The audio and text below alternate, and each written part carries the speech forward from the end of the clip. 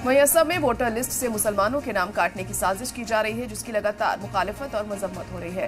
कुछ मुस्लिम तंजीमें इससे सख्त रद्द अमल का इस पर इजहार कर रही हैं और पूरे असम में लगातार SIR के ऑब्जेक्शन नोटिस पहुंच रहे हैं। असम में NRC हो चुका है और इसी के सबब असम में SIR नहीं हुआ, इसके बदले SIR किया गया है। SR किया गया है, लेकिन SR में ऑब्जेक्शन कुछ अनजान लोगों के नाम से मुसलमानों के घर में भेजा जा रहा है और कुछ मुसलमान वहीं कुछ जिंदा लोगों को मुर्दा करार देकर नाम काटने की भी साजिश की जा रही है और नोटिस भेजा जा रहा है।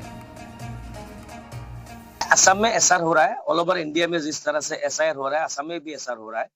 और अभी देखिए हाल ही में देखा कि बिहार में किस तरह से हुआ है, बंगाल में हो रहा है, असम में उसी एक राह पे चल रहा है। जैसा हम लोगों को दिखाई दे रहा है कि अचानक आपको सुबह किसी को नोटिस थमाया जाता है कि आपको 10 बजे आपको जहां में हियरिंग होगा वहां जाना पड़ेगा।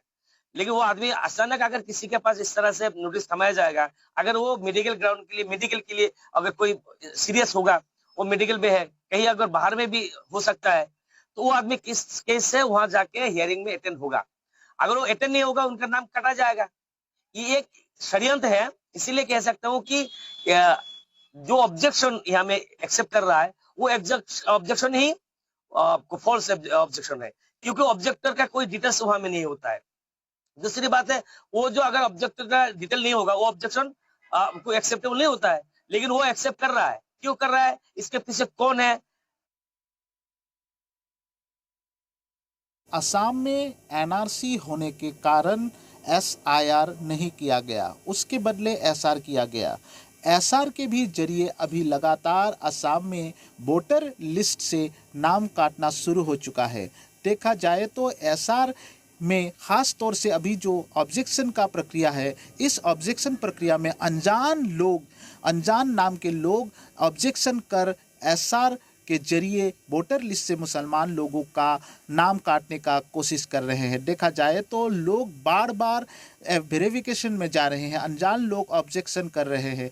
देखा जाए तो कुछ लोगों को जीवित होने के बावजूद भी मृत घोषित कर घर में नोटिस भेजा गया है। देखा जाए तो लगातार असम में अभी हल्ला मच रहा है। इसी बात पर इत्तेहाद फ्रंट के प्रमुख नूरुल इस्लाम ने अपनी प्रतिक्रिया जाहिर करते हुए नाराज़गी व्यक्त की है और असम सरकार की जो ये गलत रवैया है उस पर कड़ी भाषा से निंदा जाहिर की और इलेक्शन कमीशन को खास नज़र रखने का अपील किया है। देखा जाए तो वहीं दूसरी ओर north east minority student union NAMSU के प्रमुख बदरुल इस्लाम ने भी SR के जरिए नाम काटने का जो प्रयास है उसको गलत ठहराया है। सिर्फ मुसलमानों पर जो असम में जुल्म हो रहे हैं, कभी बुलडोजर, कभी जो पुशबैक और जो अभी चल रहा है SR के जरिए वोटर लिस्ट से नाम काटना, उस पर NAMSU की तरफ से भी नाराज़गी देखी जा रही है और अभी असम में लगातार इस पर बवाल मच रहा है।